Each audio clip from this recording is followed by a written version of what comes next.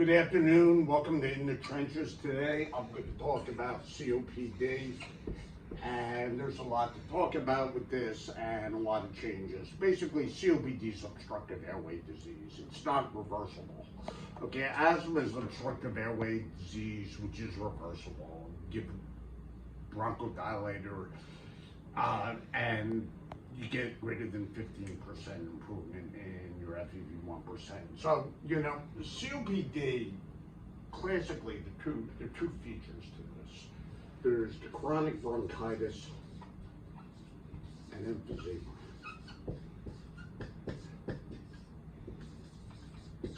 Chronic bronchitis is a clinical diagnosis. It's cough for 3 months of the year for 2 consecutive years. It involves the major airways, and you get increased secretion.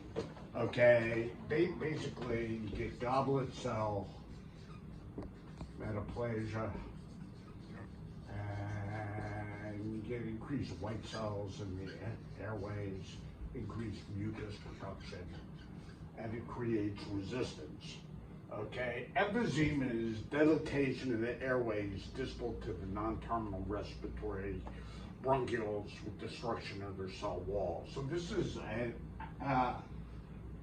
pathologic diagnosis. One's a clinical diagnosis, one's a pathologic diagnosis. In fact, most patients have a combination of both of these things. With the emphysema, get loss of elastic recoil. Now, the way I learned this, and I'm good at backtrack, you're the offense and the defense.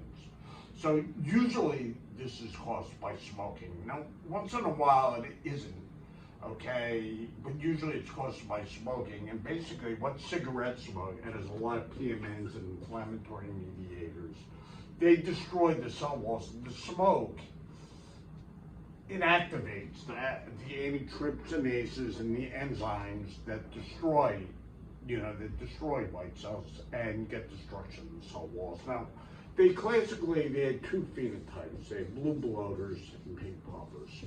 And this is a lot of this is historical, but I still think it's important to understand. Blue bloater is, they had a lot of secretions, and basically they were hypoxic. And it really wasn't worth it for them to keep breathing, so they retained CO2. The work of breathing was too hard, and they were hypoxic. And because they were hypoxic, they had a little bit of cyanosis. And with hypoxia, they got pulmonary hypertension, they got edema, so-called blue bloaters. Okay, with the pink puffers, okay, these people work very hard to breathe, and they breathed, they were pursing, and they were using the respiratory muscles. There's something called Hoover's sign, where when you take a deep breath in, the diaphragm goes up instead of down, doing whatever you could to keep their PO2 greater than 55, so they weren't hypoxic, so they weren't blue, and they didn't develop pulmonary hypertension. Most people are in combination, but this gives you an idea. So really, to diagnose COPD, I mean, often you see somebody's been smoking for a while, they have chest x-ray changes, and if it's emphysema, you'll see flattening of the diaphragm, small hearts, hyperinflated airways. You know, if it's chronic bronchitis, you may just see a big heart, which is predominantly right ventricle, but you get pulmonary function tests. They have something called the Global Assessment of Obstructive Lung Disease. So you have FEV1 and FEV1%. And the FEV1, if it's less than 80%, and if the FEV1%, that's FEV1 that FEC is under 70%. Okay, that's theoretically COPD. Now, you take a history, usually these people are symptomatic with it. And then, you know, as far as staging, the 2 things they look at: the number of exacerbations a year. So a prognostic factor is an exacerbation, and a hospitalization for COPD is even a worse part. Prognostic factor. And then you have ambulatory, how well people ambulate. And I forget what it's called, something, which it's, you have them walk a certain distance and see how far they get short of breath. and A, okay, B, C, D.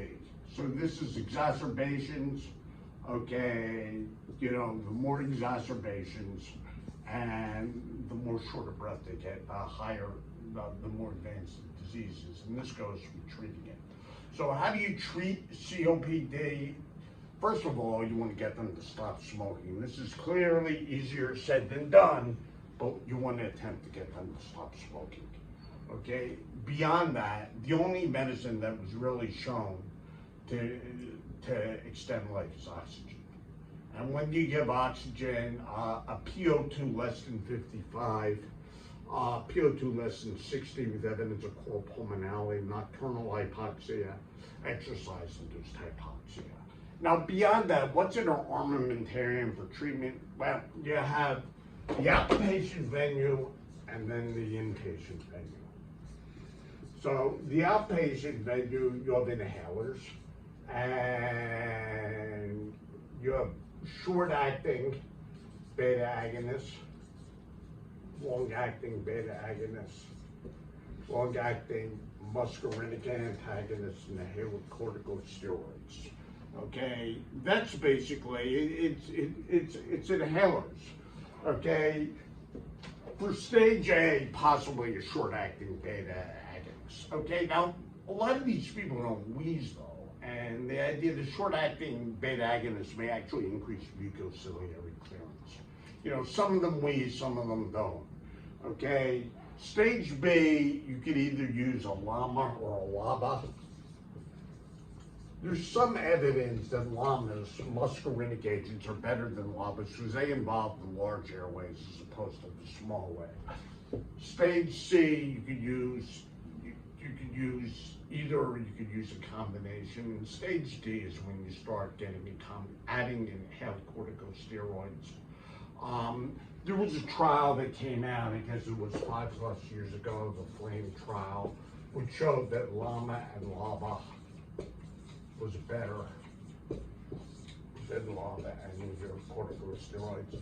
So inhaled corticosteroids are kind of the third thing added. But for people with severe COPD, they have inhalers like Trilogy, where they have all three of these. Now, another thing you could do, and this is something that's in the literature, is get a total, the CBC get an eosinophil count. Now, if you have COPD and your EOs are greater than 100, then you could possibly use a steroid. They may be more responsive.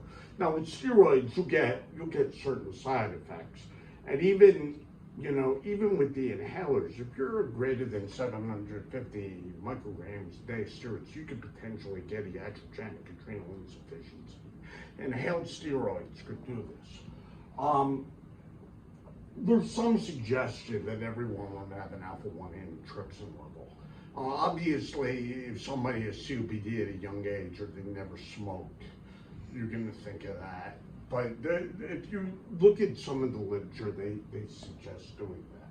So let's talk about, using these inhalers. The patients have to be able to use them. So they have pressure meter dose inhalers, soft mist, dry powder inhalers, and soft mist inhalers.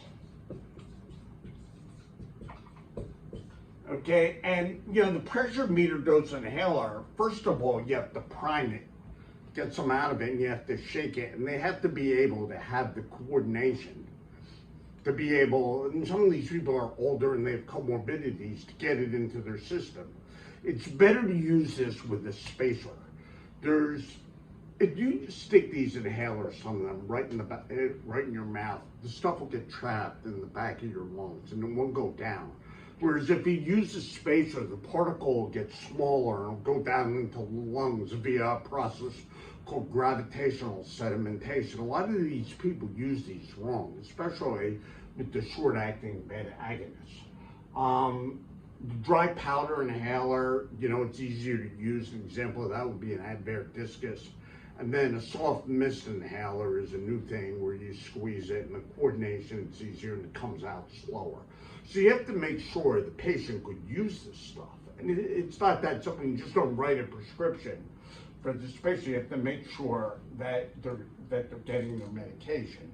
Now, the two other medicines on the outside we have at least talked about is azithromycin and Daliresp. And I know we should be using generic names, which is Altrombabat. I forget the exact name, but that's a prostaglandin E4 inhibitor. And that can be used for a subset who produce a lot of secretions. People with bad COPD, often they're on chronic, they're on chronic macrolides. Azithromycin's a macrolide. In addition to an antibiotic, it has an anti-inflammatory action. Usually these people are not on long-term steroids. And they can cause problems. Now, if someone's admitted with a COPD flare, then they're going to be getting Donabs, and usually they get IV steroids. And how long they get IV or oral steroids is really a debate. Now, about close to 10 years ago, there was a trial called the REDUCE trial, which studied sick patients with COPD, and it compared 5 days versus 14 days of prednisone, 40 milligrams a day, and it showed no difference in outcomes. However, if you read the more recent literature, people are doing longer, and you kind of need to assess. You kind of need to assess the patient. The other thing with these patients, they all need yearly flu shots, and they need pneumovax. And I think with this is a lot. This is the medicine Daliresp, I think it's called rhomboplastin. I don't want to miss that fact. Okay, I think we went over this enough. I'm going to stop here. So this is an overview of COPD. Thanks.